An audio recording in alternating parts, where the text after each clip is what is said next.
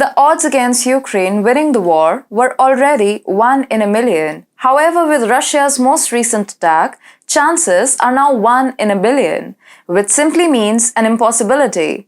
Namaste and welcome to TFI Global, the foreign affairs and geopolitical analysis arm of the TFI Media Group.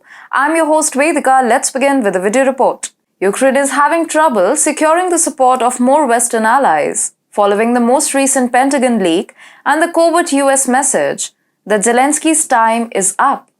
More and more European allies are figuring out a method to get out of Zelensky's war game. For instance, the European Union nations have recently struggled to come to an agreement on where to purchase ammunition for the Ukrainian armed forces.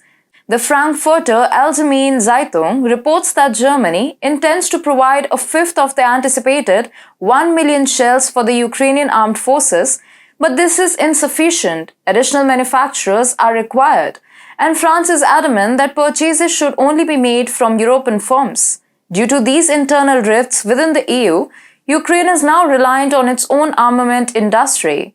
To at least keep afloat, weapon factories in the city of Kiev was operating at full capacity to make guns and artillery. However, Russia has plans to destroy that as well and will undoubtedly completely halt the Ukrainian war effort.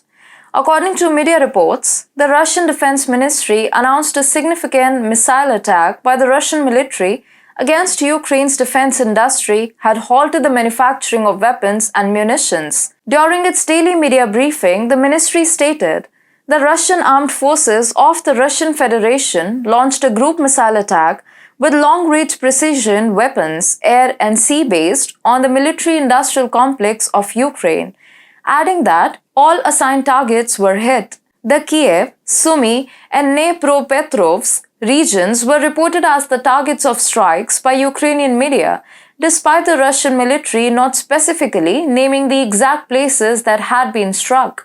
The latter has reportedly gone through the hardest, with reports of a significant explosion near Pavlograd's outskirts. In addition, a train carrying Western weaponry to the Ukrainian combat lines was also apparently derailed by Russia.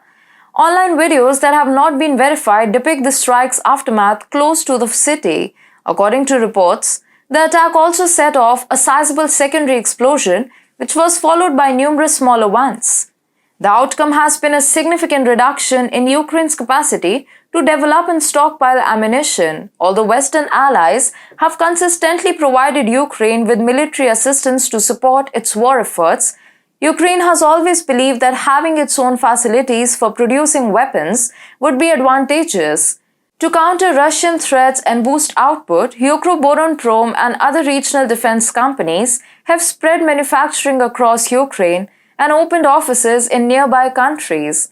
Despite the ongoing bombing and the challenges of locating foreign parts, Ukraine had vowed to continue to produce its own shells, missiles, and drones. But now the production has hit a snag, whereas the Western allies have already started giving signals that they are heading out of the war room, and so Zelensky is on his own now. Simply put, Ukraine has no chance of defeating Russia without any weapons. Forget the entire counter-offensive fantasy. Without supplies falling low and manufacturing being interrupted, Ukraine is ready to enter a total state of paralysis.